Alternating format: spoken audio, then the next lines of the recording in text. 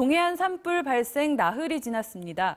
다행히 큰 불길은 일찌감치 잡혔지만 아직 안심할 수는 없습니다. 여전히 잔불이 곳곳에 남아있는 데다 강풍이 다시 불고 있어 오늘 진화 헬기가 다시 투입됐다고 하는데요.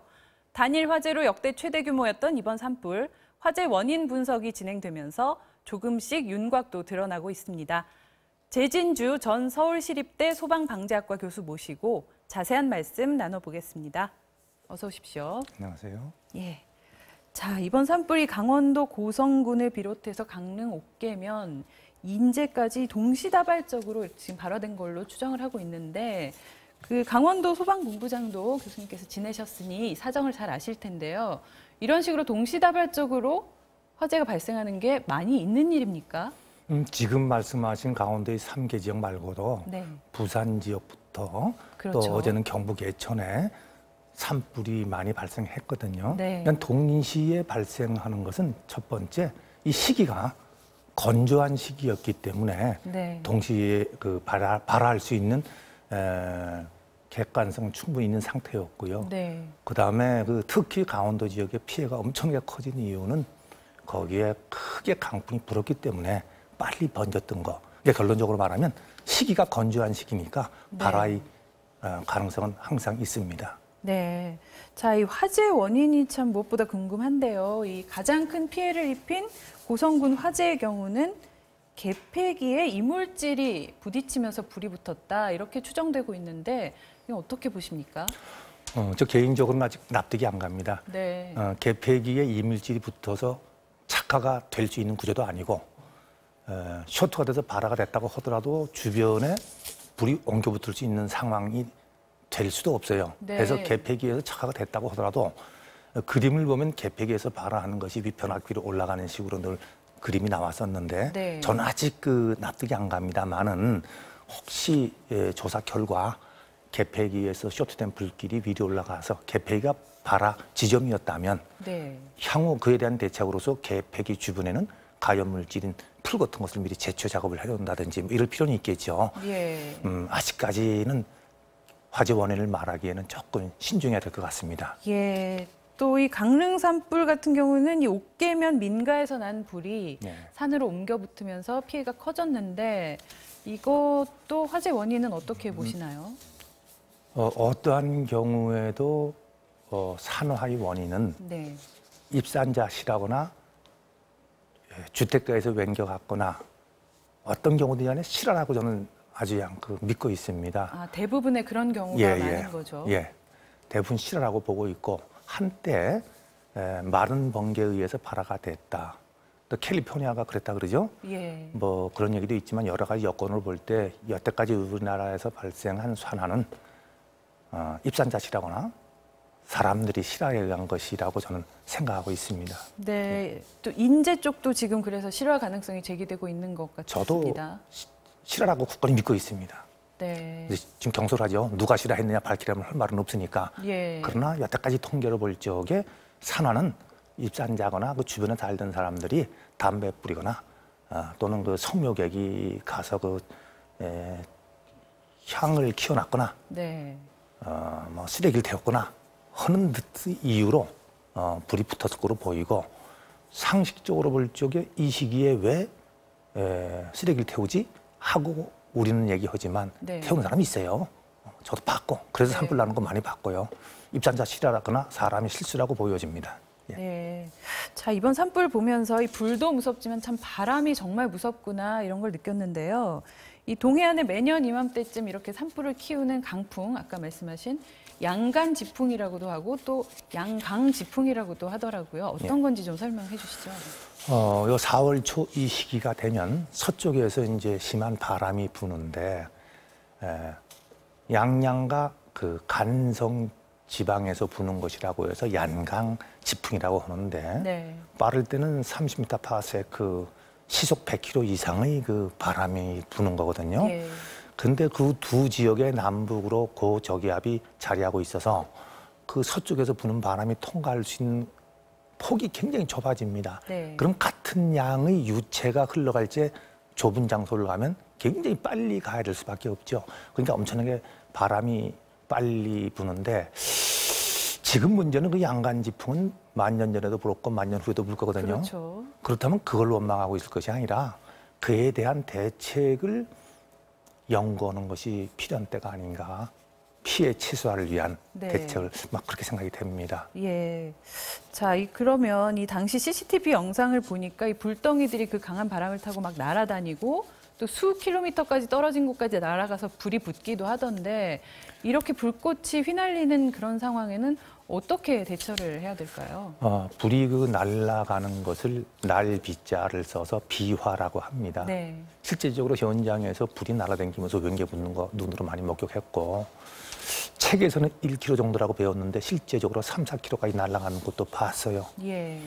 그런데 이 비화가 날아가서 불이 붙는 상황이라는 것은 엄청나게 건조한 상태거든요.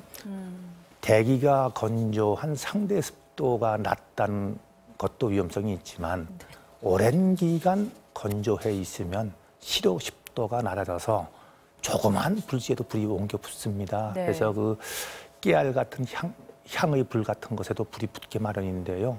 그에 대한 대안으로서는 불이 옮겨 붙어서는 아니 되는 지역에 미리 주민들이나 소방대원들이 물을 뿌려놓는 방법이 최선의 방법이라고 생각이 됩니다. 네. 예. 그런 작업들도 그러면 강원도 지역 소방관들께서는 많이 지원을 해주시겠네요. 그렇게 해왔지요. 또 주민들도 아주 열심히 잘 합니다. 네. 사실은. 예. 요건 너무나 긴박한 화재였기 때문에 피해가 엄청 커졌지만은 네. 그 지역 주민들 훈련이 되어 있습니다. 아주 잘합니다. 예. 예. 자, 또 이 소나무가 산불을 키웠다 이런 얘기가 있는데 이게 침엽수림이 그만큼 불쏘시개가 된다는데 흔히 생각하면 이 화렵수가 사실 잎이 넓기 때문에 더 많이 타지 않을까 이런 생각이 들거든요. 그 잎의 문제는 나중에 설명드리고요. 네. 옛날에 그 송진, 소나무에서 나온 수지인 송진을 긁어 모아서 오토바이 연료로 사용했다는 얘기 들어본 적 있죠? 네. 2차 대전 때 네. 일본 놈들이. 예? 그와 같이 그 수지, 그 송진이 엄청나게 기름기가 많아서 불이 많이 붙습니다. 예. 그러니까 소나무 자체는 말하자면 수지류가 많아서 불이 네. 잘 붙는 것인데 그게 침엽수림이거든요. 그러니까 침엽수이기 때문에 불이 잘 붙는 것이 아니라 그 나무 자체가 수지가 많아서 불이 잘 붙는 거다. 네. 근데 활엽수의 경우에는 바닥에 떨어져서 쌓였을 경우에 그 밑에 불씨가 묻히게 되면 물을 아무리 끼얹어도 그 활엽수가 물이 스며들질 않아요. 예. 그냥 지중화가 되어서 며칠 동안 그 처음에 볼 때는 불을 다 끈 것 같아도 요번에 그 부산 운봉산에서도 이틀인가 후에 재발화됐지 않았습니까? 다 끈 것 같아도 그 활엽수, 침엽수는 바늘 같으니까 물길이 들어가기 쉽죠. 근데 활엽수는 물길이 들어갈 수가 없거든요. 그러니까 땅 밑에 있을 적에 끄기가 힘듭니다. 그러니까 네. 발화의 위험성은 침엽수, 소화 곤란의 위험성은 활엽수. 뭐 이렇게 이해하시면 쉽겠습니다. 예. 그렇다면 이 소나무 중심으로 돼 있는 우리나라의 그 산림 구성을 조금 바꿔야 된다 이런 얘기도 나오고 있는데 어떻게 생각하십니까? 산림청의 당사자를 한번 만나서 대화 본 적이 있었는데 요즘 수종 변경에 대해서 엄청 연구하고 네. 그럴 거라고 이제 얘기를 하더군요. 근데 지금 소나무는 여태까지 우리나라에 있는 소나무는 계획적으로 심은 것이 아니었고 자연 발생적으로 심어진 것이 몇천 년, 몇만 년간 살아왔을 거거든요. 네. 아마 오랜 시간이 걸릴 겁니다. 예. 예. 자, 이 피해 규모도 조금씩 드러나고 있는데 이 인적 물적 피해가 엄청나죠. 예. 지금 행안부 기준으로 주택이 거의 500채 가까이 소실이 됐고 이재민도 수백 명이 지금 아직 대피소에 계신 상황인데요. 그래서 이 정부가 특별 재난 지역 선포도 했습니다. 이렇게 하게 되면 어떤 지원을 받게 되나요?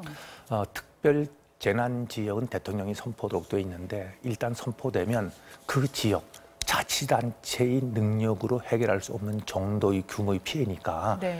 행정적, 재정적, 금융적 또는 의료의 모든 지원을 자치단체의 능력을 벗어났기 때문에 국가에서 해줄 수 있고 해주겠다는 의미로 네. 이해하시면 됩니다. 그 소방본부장으로 계실 때 이제 가장 좀 필요하다, 시급하게 필요하다 항상 이런 이제 대형 화재가 발생했을 경우에 어떤 것들 좀 느끼셨었나요?